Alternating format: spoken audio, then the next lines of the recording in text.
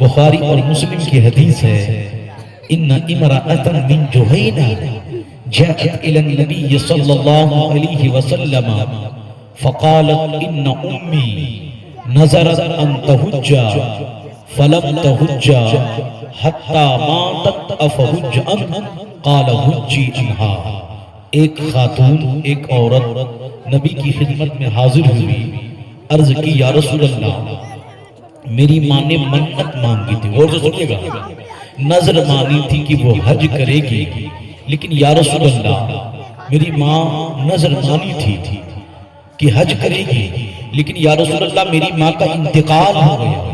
یا رسول اللہ میں آپ سے پوچھنے آئی ہوں، کیا میں اگر اپنی ماں کی طرف سے حج کر لوں تو کیا میری ماں کو حج کا ثواب مل جائے گا؟ نبی فرماتے ہیں جا بیٹی اپنی ماں کی طرف سے حج کر لینا، تیری ماں کو حج کا ثواب مل جائے گا۔ تو آج اس گاؤں کے لوگ داتا پیر کے نام پر عرس کرے، ثواب صاحب عرس کو پہنچائے، دادا پیر کو پہنچائے، کیا ثواب نہیں پہنچے گا؟ انشاءاللہ ضرور پہنچے گا، اور اس کے ذریعے اللہ ہم سب کی مغفرت بھی فرمائے گا۔ اور بخاری اور مسلم کی دوسری حدیث سنیے، یہ حدیث میں اس لیے پڑھ رہا ہوں تاکہ آپ جواب دے سکیں۔ جاءت امرأة من خثعمة فقالت ان فريدة الله ادركت ابي شيخا كبيرا لا يثبت على الراحلة۔ ایک عورت آتی نبی کی خدمت میں جو قبیلہ خثعم کی رہنے والی تھی، اس نے کہا یا رسول اللہ میرے باپ پر حج فرض ہوا، مگر اس وقت حج فرض ہوا جب میرا باپ ضعیف ہو چکا تھا، کمزور ہو چکا تھا، اسی حالت میں میرے باپ کا انتقال ہو گیا۔ اے اللہ کے رسول اب میں کیا کروں؟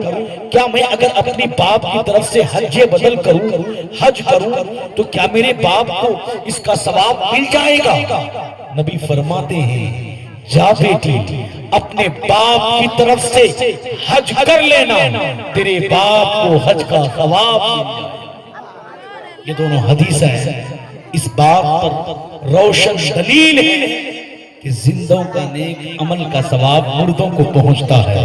ہم قرآن خوانی کریں گے، نیت کریں گے، ثواب مردے کو پہنچے، صاحب مزار کو پہنچے، صاحب عرس کو پہنچے گا۔ ہم فاتحہ خوانی کریں گے، قرآن پڑھیں گے، غریبوں کو کھانا کھلائیں گے، غریبوں کی امداد کریں گے، نیت کریں گے کہ اس کا ثواب میری ماں، میرے باپ، اولاد، خاندان کو پہنچے، انشاءاللہ ضرور پہنچے گا۔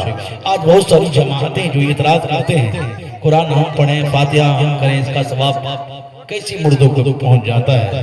آئیے مشکات کی حدیث سنی، اور اس حدیث کے راوی حضرت عاص بن وائل ہے۔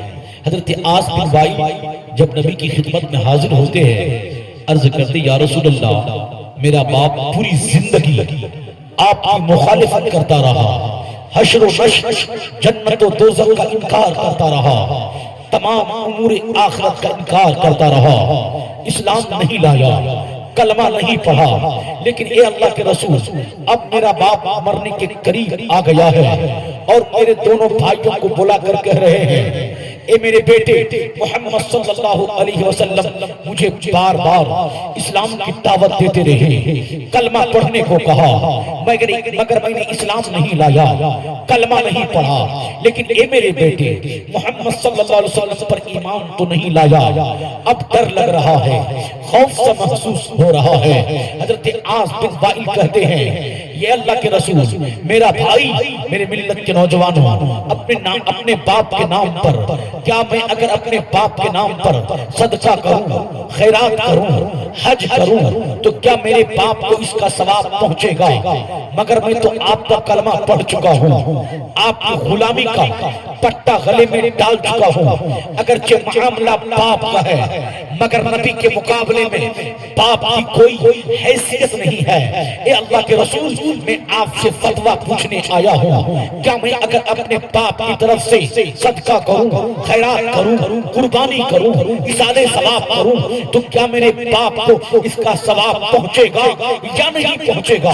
اللہ کے نبی ارشاد فرماتے ہیں اے آس بن وائل سن لو کان مسلما فآتتم عنہ او تصدقتم عنہ او حججتم عنہ بلغہ ذلک، اے آس بن وائل اگر تیرا باپ مسلمان ہوتا تم اس کی طرف سے قربانی کرتے، صدقہ و خیرات کرتے، حج کرتے تو اس کا ثواب تیرے باپ کو پہنچتا۔ اے آس بن وائل تیرا باپ کافر تھا، مشرک تھا، اس لیے ان کو ثواب پہنچایا جائے تو ثواب نہیں پہنچے گا۔